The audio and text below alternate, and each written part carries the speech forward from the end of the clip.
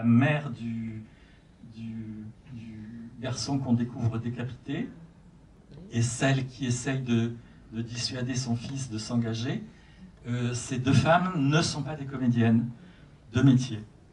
Ça n'empêche pas qu'elles sont, de mon point de vue, remarquables, et en particulier parce qu'elles ont à jouer des choses qui ne sont pas du tout évidentes, des réactions d'horreur, des réactions un dialogue dans lequel il faut mettre une conviction pour convaincre son fils de ne pas y aller. Donc ces deux femmes ne sont pas des comédiennes parce que les comédiennes qu'on m'a proposées pour ces personnages ne convenaient pas de mon point de vue, parce que c'était des femmes qui avaient quelque chose de trop contemporain, trop citadin. Et là, il fallait trouver à incarner des personnages de villageoises. Donc on a dû chercher, en effet, du côté de non-professionnels. Voilà. Et le travail avec tous ces comédiens, effectivement, ça pour essayer de ne pas être trop long, ça a été un très très beau moment de ce tournage, parce que c'est un film qui s'est fait dans des conditions de difficulté extrêmes, en pleine période de Covid, dans des endroits compliqués, isolés. Mais c'est un film qui a été vraiment porté par l'engagement de toute l'équipe française, belge et marocaine, et par l'engagement de tous les comédiens français, marocains et algériens. Parmi les interprètes du film, il y a 4 interprètes algériens, puisque moi, quand j'ai entrepris ce film, je pensais que les personnages devaient être joués par des Algériens, mais le film s'est préparé et tourné, et le travail de casting s'est fait sur une période qui était très compliquée, parce que l'Algérie avait complètement bouclé ses frontières, a bouclé ses frontières pendant 1 an et demi. Donc le casting qu'on a commencé là-bas s'est fait sans qu'on puisse se rencontrer avec les comédiens algériens. On se voyait, je recevais des essais, on se parlait par visioconférence, et il n'y avait pas du tout de possibilité de se rencontrer, puisque personne n'entrait ni ne sortait dans le pays à ce moment-là. Et à tel point, les frontières sont restées fermées tellement longtemps qu'il y a eu un moment où j'ai pensé qu'il fallait recommencer le casting qu'on avait fait en Algérie, en France et au Maroc, parce que on commençait à se dire que en fait, la date de tournage approchait et que les comédiens algériens ne pourraient pas venir nous rejoindre. Donc c'est ce qu'on a fait. J'ai fait un deuxième casting. Et donc au Maroc, on a fait des recherches dans la région d'Oujda, qui est une région frontalière de l'Algérie, où les gens ont un accent qui est proche de l'arabe qui est parlé dans l'ouest algérien. Et voilà. Et puis les frontières ont réouvert, mais même pas 4 semaines avant le début du tournage. Donc j'ai pu faire venir 4 des comédiens. Je ne pouvais pas tous les faire venir, mais j'ai pu faire venir 4 des comédiens que j'avais choisis là-bas. Et puis le reste du casting le reste de la distribution a été complété par des comédiens marocains. Et évidemment des comédiens français qui sont venus d'ici, de France. J'ajouterai, et je termine là-dessus, il y a un livre qui devrait vous intéresser, qui est un livre de Mathieu Bellesi, qui s'appelle Attaquer la terre et le soleil, et qui traite un peu de tout ça. C'est un livre remarquable. Merci, je ne connais pas ce livre, mais merci. C'est un roman qui vient de sortir. S'il vous plaît, j'aimerais vous demander, au niveau de algérienne, tout le film, donc les dialogues, comment ces dialogues ont été montés, ont été faits, parce que c'est absolument parfait. C'est-à-dire que non seulement ça parle en algérien, mais je veux dire que les personnages sont très vrais, les mots qu'ils expriment, les symboliques, que ce soit les choses positives ou négatives, etc., c'est des mots extrêmement précis, extrêmement forts, d'un langage relativement rural, mais avec une unité, une fluidité absolument remarquable. Donc j'aimerais savoir comment vous avez obtenu cette fluidité et cette... voilà. qui a supervisé tout cela? Comment vous avez supervisé? Donc, on a écrit un scénario en français. Ensuite, ce scénario a été traduit en arabe classique et en dialectal algérien. Et là, évidemment, on a beaucoup, avec les traducteurs, travaillé à aller vers une langue qui soit une langue qui ait l'air de venir des personnages, et pas qui ait l'air de dialogue écrit qu'on met dans leur bouche. Voilà, donc en effet, il y a eu un travail assez important qui a été fait à ce niveau-là, et les traducteurs me soumettaient leurs propositions et m'expliquaient l'intérêt ou le sens que ça pouvait avoir, et puis moi je leur faisais confiance parce que c'était des gens de confiance que je connaissais. Et donc voilà, il y a eu 2 versions du scénario, une en arabe classique parce qu'elle était destinée elle servait de repère aux comédiens marocains qui n'étaient pas forcément familiers avec le vocabulaire algérien, même s'ils avaient une proximité avec la langue. Et donc ils ont pu, eux aussi, de cette façon, intégrer des mots qu'ils ne pratiquent pas forcément aussi régulièrement que les autres. Voilà. Et puis ensuite, évidemment, en travaillant avec les comédiens, moi j'avais besoin d'un interprète qui me rendait compte de ce qu'il pouvait y avoir d'intéressant dans une prise, si tout ce à quoi je tenais y était, s'il y avait des choses à porter qui pouvaient être intéressantes, ou s'il manquait des choses, etc. C'est remarquable, vraiment, au niveau de la langue, la fluidité, la véracité des personnages. On y est avec la famille, j'allais dire, je sais pas comment ça, mais c'est formidable. Alors, au niveau du choix de casting, il m'a aussi beaucoup aidé là-dessus, en me disant, voilà, un tel, très bien, on y croit, très très bonne diction, ou alors diction qui laisse à désirer, ou vocabulaire riche, intéressant, etc. Il a bien sûr aussi beaucoup, il a eu un rôle très important aussi. Parmi les étudiants, il n'y a pas de réaction, question Oui. Voilà.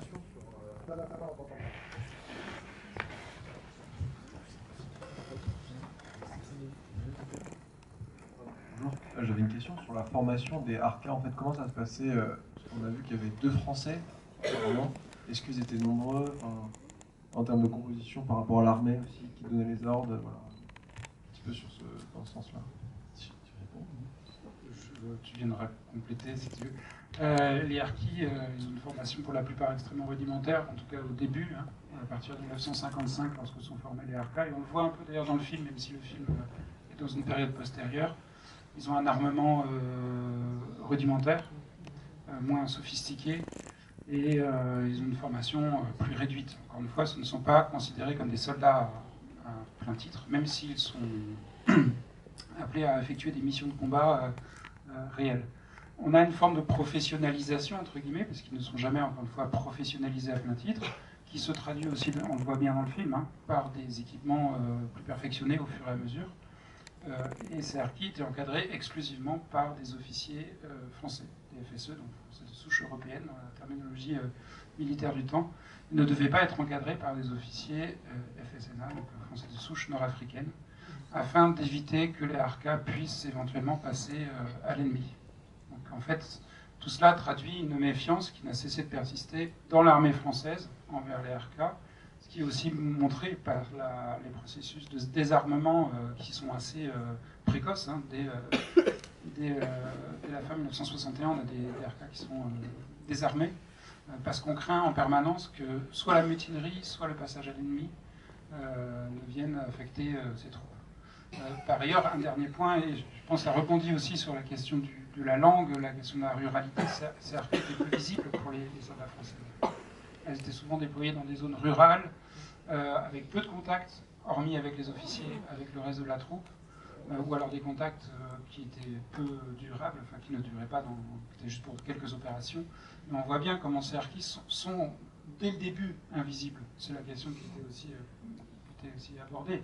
la question d'une mémoire qui s'efface, parce que c'est une population qui, dès le début, apparaît mal dans les registres et invisibilisée lorsque ces harkis parviennent à s'embarquer, c'est caché, parce qu'il ne faut pas les voir, parce qu'ils sont indésirables en France. Et ce côté d'invisibilisation des harkis est quelque chose sur la longue durée.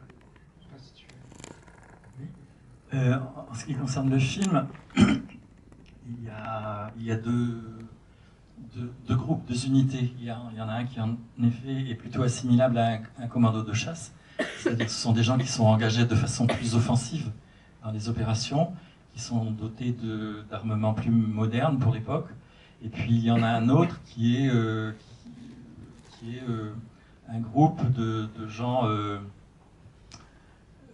armés avec des armements plus anciens, et qui agit plutôt en ligne de fond de bouclage, comme on le voit dans la séquence où ils investissent la bergerie. Voilà. Et effectivement, les deux groupes sont commandés par des officiers FSE, français de souche européenne. Bonsoir, alors merci beaucoup pour ce film tout à fait passionnant. D'une part, c'est bien aussi de réhabiliter les harkis. Et moi, je voudrais savoir si le personnage du lieutenant, qui justement se démarque par rapport à la trahison française, est-ce que c'est un personnage qui vous a été inspiré dans vos recherches par une quelconque réalité, ou est-ce que c'est un personnage que vous avez inventé? C'est un personnage inventé, mais qui est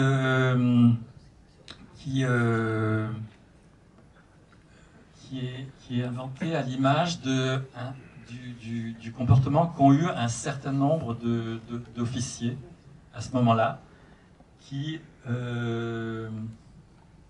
ont eu un comportement qui était d'estimer ne pas pouvoir se laver les mains du sort des hommes avec qui ils avaient partagé des mois et des années de guerre, et donc qui ont, dans une première période, après le cessez-le-feu, où la situation était assez confuse au niveau des directives et des intentions gouvernementales, ont fait le choix de désobéir et de faire venir en France leur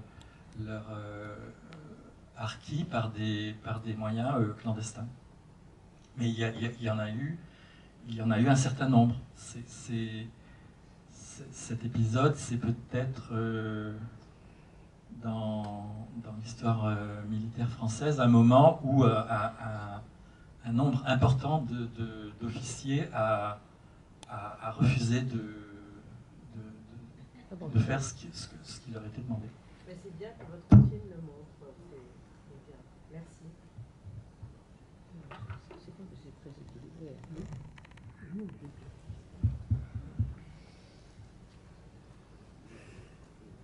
Est-ce que le film va passer en Algérie?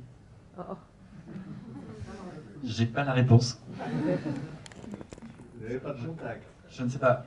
Non, jusqu'à maintenant, bon, le film vient d'être terminé. Il a été montré à Cannes pour la première fois au mois de mai. Et à l'occasion des projections qui ont eu lieu à Cannes, il y a quelqu'un de l'Institut français qui est venu le voir en disant peut-être qu'on pourrait faire quelque chose.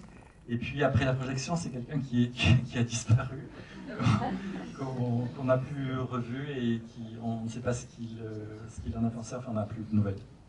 Il y a très peu de salles en Algérie. Il y a plus, oui, voilà. Une sortie, évidemment, c'est pas quelque chose qui sera possible parce qu'il n'y a plus grand-chose au niveau des équipements, à part dans les grandes villes. Mais dans le cadre d'une projection à l'Institut français, si quelque chose est organisé, moi je serais prêt à l'accompagner. Voilà.